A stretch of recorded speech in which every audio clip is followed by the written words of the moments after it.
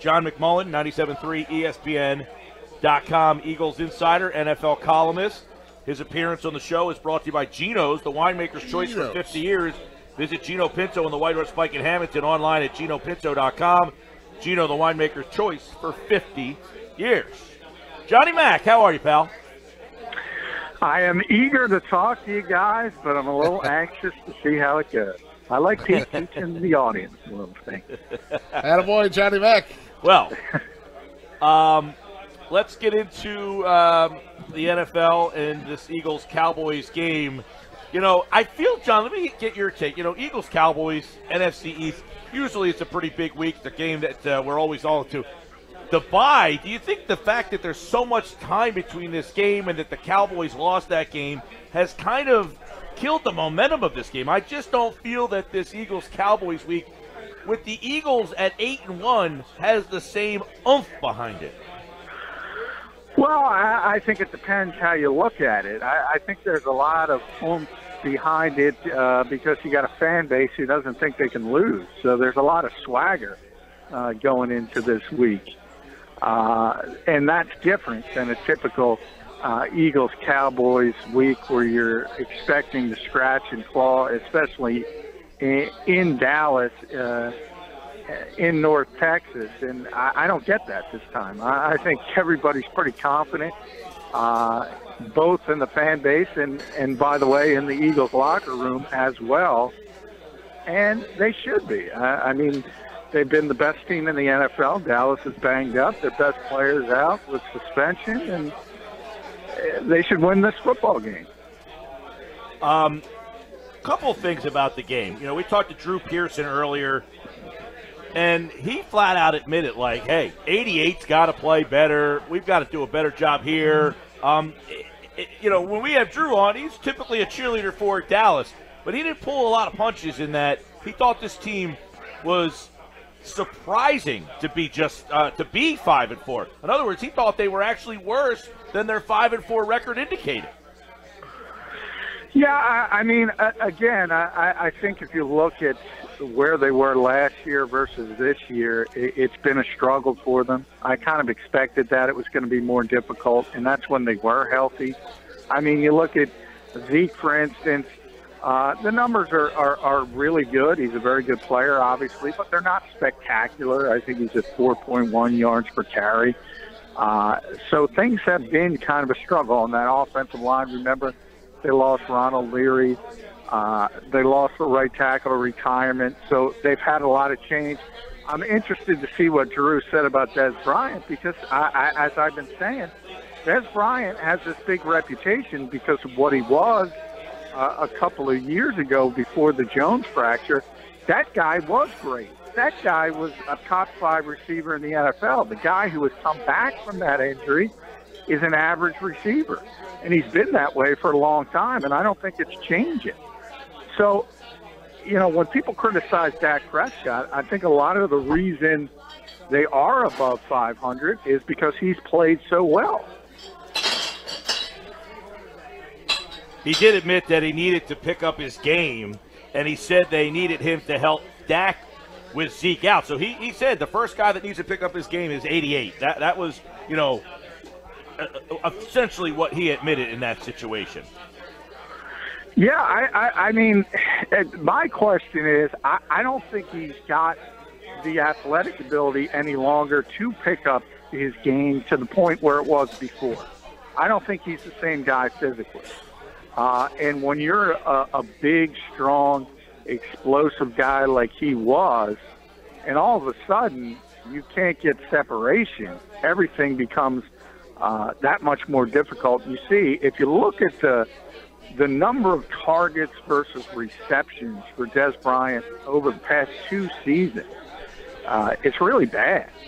And it's nowhere near what you see the really, really good receivers. You probably saw the best in football last night in Antonio Brown. It's nowhere near guys like that. And he was once in that category. And again, I think when the casual fan or even media person who doesn't pay a lot of attention, they hear the name Dez Bryant, they assume they're going to get that guy.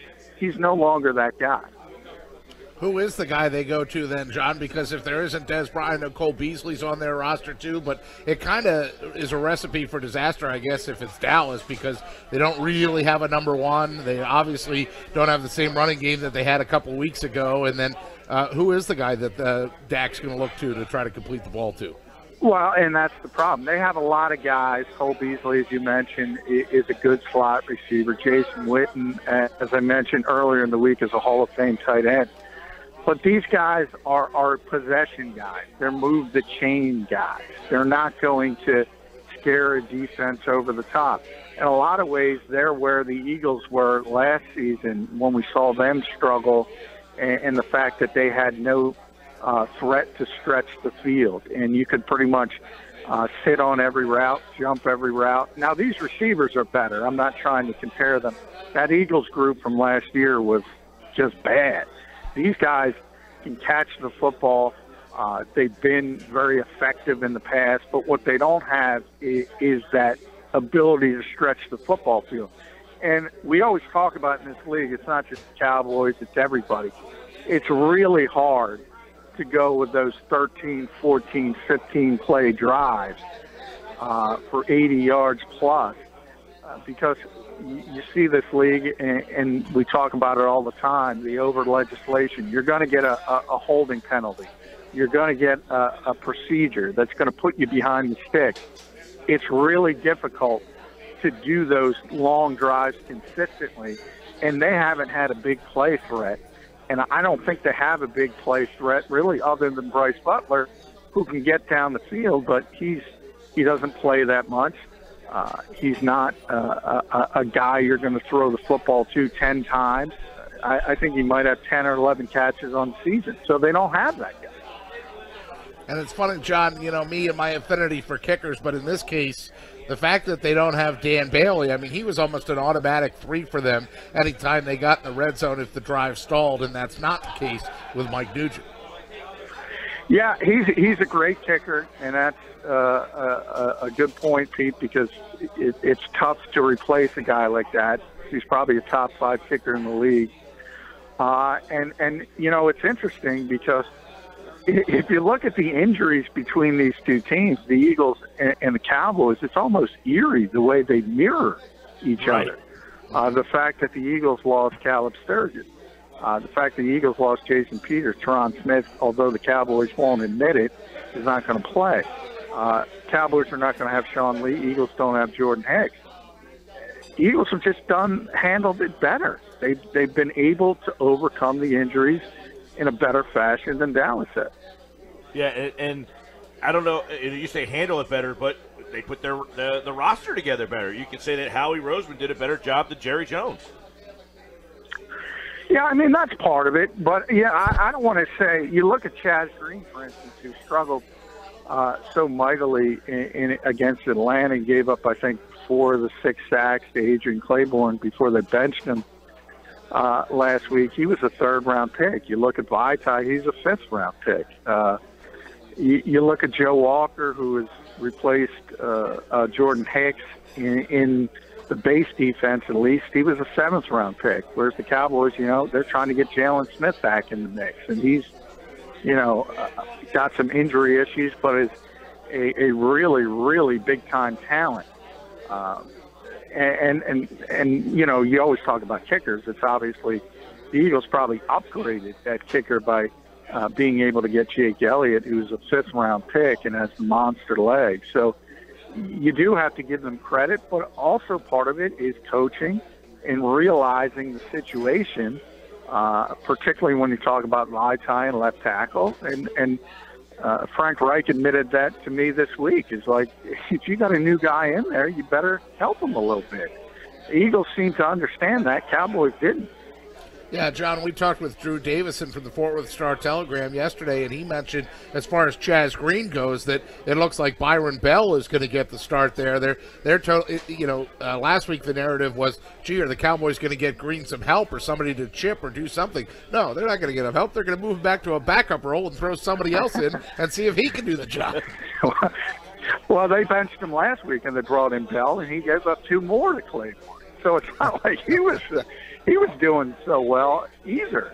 He's a veteran guy. He'll probably, but I did watch that game, the All-22 of the Cowboys, and they did help occasionally. That was a little bit overblown, and they did chip at times, and they tried to run plays to help the realization that Tyron Smith wasn't out there. Obviously, it didn't work well, and there's a number of reasons. There always is. And part of it is coaching. Part of it is the quarterback understanding the situation, and he's got to realize he's got to speed up his game. Part of it's the receivers winning early in their routes on quick throws. So it's a lot of things. By the way, so Byron Bell, Chaz Green, Winston Justice, which of these kids are doing their own thing? Yeah, well, that was probably the worst individual game, since the Winston Justice game in the Eagles and OCU Manura. But Winston, recovered. People kind of forget from that. Became a serviceable player. Bell has been, as I said, a veteran. We'll see if Green can recover. Sometimes things just go sideways on a particular game day. Right. And that's the question I was kind of leading into is, are these guys, as what they looked like the other night, or, was that just one of those games? Winston Justice turned into a pretty serviceable guy when he left there. Who was the other guy? Man, his name is slipping me. He played here. He was like 6'7". Then he went out to San Diego. King Dunlap. He was the king, Yeah. Yeah. He had nights here where he was horrendous. Player. Yeah, he had nights here games here where he was horrendous, and then he turned into, he's starting left tackle. Gigantic man. Did you ever stand next to him? I mean, the guy was a massive human being. Yeah, and guys, I think a lot of it has to do, and I'm sure with Green, the Cowboys are not going to give up on him. He's probably best suited to play inside as a guard, and sometimes you learn from these things. I mean, one of the reasons, we haven't even talked about is the Eagles picking up Will Beatty, a veteran left tackle in this league, because they were concerned about the lack of depth now that Peters is gone, and Vaitai a starter. All of a sudden, Isaac Seumalo. So while the Eagles were saying, yeah, we have confidence in Isaac to play tackle if he has to, no, they didn't, and that's why Will Beatty's here, and that's the kind of thing you have to do. And to get through an NFL season, some guys turn it on and learn from their mistakes and improve their technique, and some don't. Green definitely has the talent to be a player in this league, and we'll see if he ever develops into one. John McMullen's with us, 97.3 ESPN.com. So, John, give me a way you think Dallas wins the game. I'm trying to think. I think it would have to be a big turnover game for the Cowboys defense. I think they'd have to turn over the Eagles 3, maybe 4 times. I mean, it just doesn't look good for them on paper. And the Eagles have played well all year. But you think about the Eagles' strength, and it starts on defense. It starts with that front four, and they've been able to put significant pressure on just about everybody. I don't expect them to get 6 sacks from one player because I think the Cowboys will adjust. They'll max protect a lot. Bottom line is they're gonna beat up that left side no matter who's there. If it's Bell, Green, no matter what the Cowboys do. So from that standpoint, I think it's going to be difficult for Dallas offensively. I just mentioned the receivers. Jason Witten might catch 10 balls, but they'll probably go for 80 yards. Yeah. He's just, again, he's not going to be the back-breaking threat that he once was earlier in his career. So they're going to have to get some offense from non-traditional means to win this game, and that means short fields or pick sixes, something of that nature. John, if you think there are many ways that Philly can win the game, what's the most logical way to go after Dallas? Well, the most logical way to go after them would be to – they don't have really a dominant defense. So I expect the Eagles to move the ball pretty well early. And anytime you're on the road, you want to get an early lead. And that's just the nature of this game, no matter who you're playing. But I think specifically in this game, if you see the Eagles go up 7-0 and all of a sudden get a 3-and-out, this could snowball quickly because, again, the Cowboys are not going to be able to be explosive offensively. They're just not set up defensively to stop the Eagles. And really, the most impressive thing about the Eagles' offense this year, besides Carson Wentz, we all know he's number one, but their ability to move the football around and the fact you never know who it's going to be one week to another. Zach Ertz is going to be back. They move the football around so well. I expect that to continue, and without Sean Lee, it becomes that much more difficult for the Cowboys. John McMullen, 97.3 ESPN.com, NFL columnist. Check out his column right now on why he thinks Roger Goodell should not get extended by the NFL. Big fight brewing that we'll talk more about next week. But, John, give us your pick for Sunday night. I think it's going to be an easy game for the Eagles. I really do, despite the fact it's on the road. Despite the fact it's a division game, they tend to be closer than you expect. But if Elliott was there, if Smith was there, if Lee was there, I would expect that type of game. They're not going to be there. And I think the Eagles win going away 34-17. 34-17 Philadelphia. Don't forget, pick the perfect score tonight at 5:30 for $300. You can steal John's score if you like. John, as always, my friend, great stuff all week long. Make sure you follow John on Twitter at JFMcMullen. Read his NFL column, Extra Points, now at 97.3 ESPN.com. Thanks, pal. Thank you, guys.